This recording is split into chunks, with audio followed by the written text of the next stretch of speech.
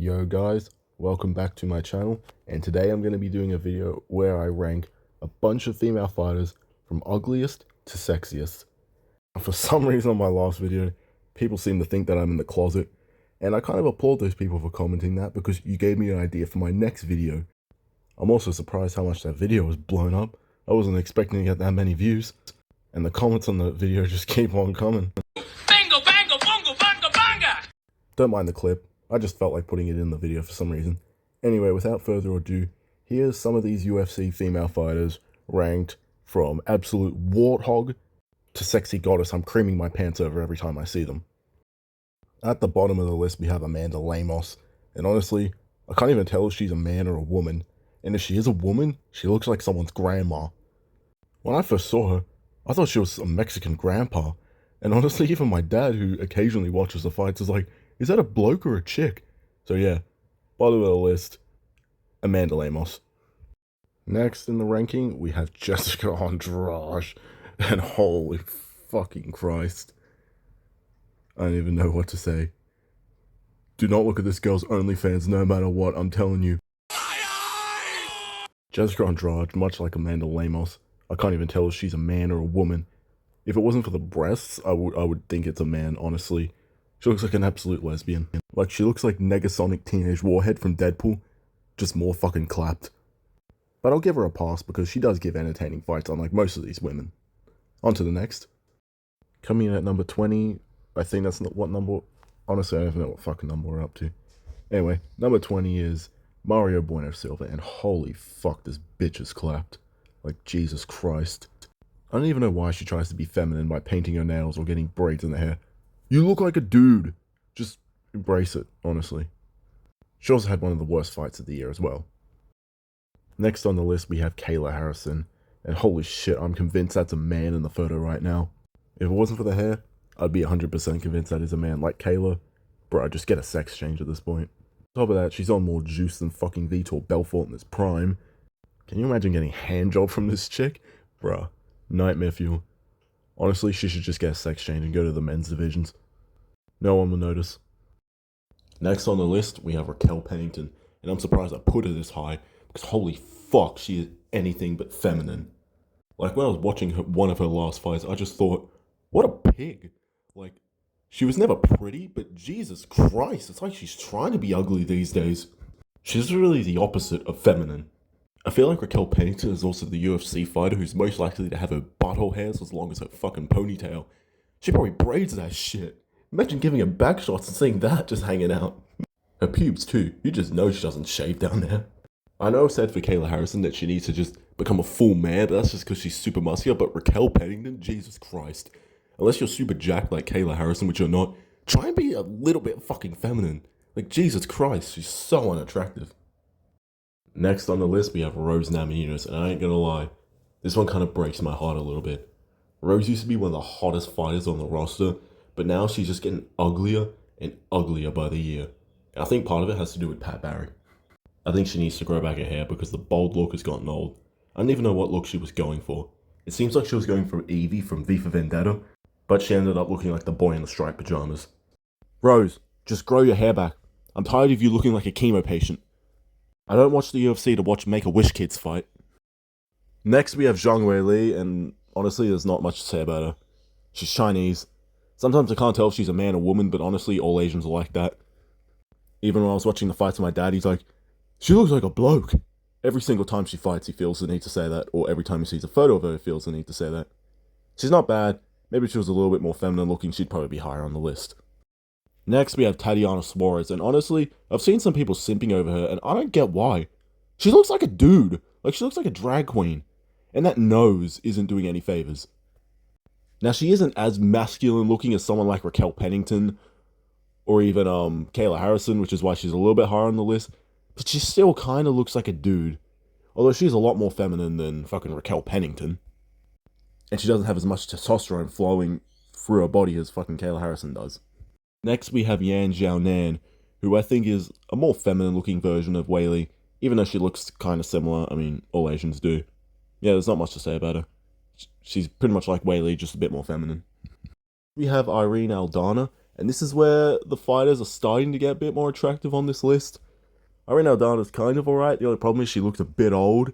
But hey, I mean, she's kind of milfy. But yeah, she's Mexican as well, so that bumps her up on the list. Moving on. Next, we have Holly Holm, and same thing as Irene Aldana. She's kind of a bit old now.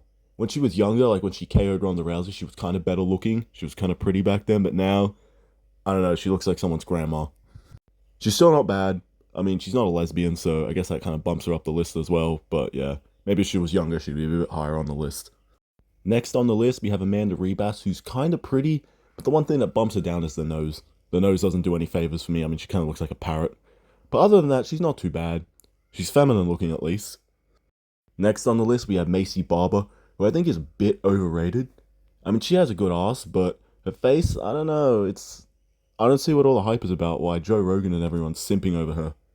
Well, actually, no, Joe Rogan's not simping over her. She usually jumps in his arms. I don't fucking know. I don't pay attention to women's MMA. I mean, no one does. Who knows? Maybe she's better looking in person. But I mean, I don't know. I think she's a little bit overrated. She is still kind of hot, though. Next on the list, we have Erin Blanchfield, who honestly, in my opinion, is probably one of the more underrated women. I mean, come on, she is kind of hot. And she's one of the few hot female fighters that are actually good. Usually the pretty ones are ass, and all the ugly warthogs like Raquel Pennington are the better fighters. Once I posted a comment saying that she was kind of hot, and all these dumbasses in the comment are saying she's mid. I'm like, come on. She's kind of hot, right? She's better looking than fighters like Manon Fiorot, I'll say that. But yeah, Erin Blanchfield, I'd smash. Next on the list, we have Valentina Shevchenko, who, other than the fact that she is getting a little bit older, is still extremely hot. Out of all the dominant female champions we've had, she was by far the hottest. I mean, who else was a dominant champ? Fucking Nunes? Ronda, who's kind of mid. Weili? Nah, bruh. Next on the list, we kind of have a throwback fighter, and that is Miesha Tate. And holy fuck, she was extremely hot. Honestly, I wish the UFC had pushed her instead of Ronda Rousey to the top. And I honestly wish she had beaten Ronda Rousey, because she's way hotter than Ronda. Like, Jesus Christ, I'm looking at these images right now. My erection's getting bigger and bigger at the moment. Holy shit. Next on the list, we have Tabitha Ricci, and holy shit, this is where the list really starts to get good. I'm looking at this picture and god damn, who let the arse out, bruh? I've never really seen her fight. I don't know how good she is because I don't care, but she is extremely hot, so if she does fight and I see it comes on or whatever, maybe I won't turn off the TV this time. Next on the list, we have a fighter who I know a lot of people hate, but come on, she is extremely hot, and that is Juliana Pena. When she beat Nunes, I was low-key kind of hyped because I thought, holy shit, we're actually going to get an attractive female champion and not some ugly mutant lesbian monster. But what do you know it, she doesn't know how to throw punches and she got fucking face planted in the rematch like 50 times. I don't even care if she robbed Raquel Pennington. She's much more attractive to look at than Raquel Pennington, so honestly, I'll allow it. Honestly, from now on, if there's ever a fight between a hot female and an ugly female, and it's a close fight, can we always just give the decision to the hot fighter? Because honestly, I want to keep them at the top of the sport, not some ugly masculine tranny like fucking Raquel Pennington. Next on the list, we have everyone's favorite, Mackenzie Dern. And god damn, who let the arse out today, bruh? I perfectly understand why the videos of her at the weigh-ins with her arse out have fucking millions and millions of views compared to all the other women fighters. In terms of her face, she is kind of hot, but she's not as hot as some of the other fighters I have on this list above her. It's kind of the arse that carries her, but she still is kind of hot. I'd still smash 1,000 times. The only thing that sucks is that she's kind of mid as a fighter. Like, she doesn't know how to throw punches. We saw that against Jessica Andrade. Honestly, it looked like a husband beating up his wife, which is kind of fitting given how Jessica Andrade looks. But yeah, Mackenzie, if you are watching this video by any chance, please learn how to throw punches so we can keep you at the top of the sport. I'm tired of seeing you get abused by these women, so please, learn how to throw punches. Next on the list, we have Natalia Silva, who I think is kind of flying under a lot of people's radar, because holy shit, she's so hot. I didn't watch her fight at UFC 309, I mean, fucking no one did. I was asleep, because that was just a goddamn stinker of a card. But the one time I did watch her fight, I think it was in the Apex, I was like, holy shit, this chick's actually hot. And she's got good kicks as well. I mean, she's flexible. But yeah, hopefully she keeps rising so we can see her at the top of the sport, instead of ugly lesbians like fucking, I don't even know which division she's in, that's the problem. So I don't even know which fighters are at the top of her division. All I know is she's extremely hot, and I hope she gets into the title picture. Next on the list, we have all you simps' favorite fighter, and that's Tracy Cortez. And I can see why you guys simp over her, because holy shit, she's so hot. Brian Ortega, bro, I don't even know how he pulled her, especially with his fucking talking skills. After listening to that whole speech about the eagle or whatever, I'm like, holy shit, how did this dude ever pull Tracy Cortez?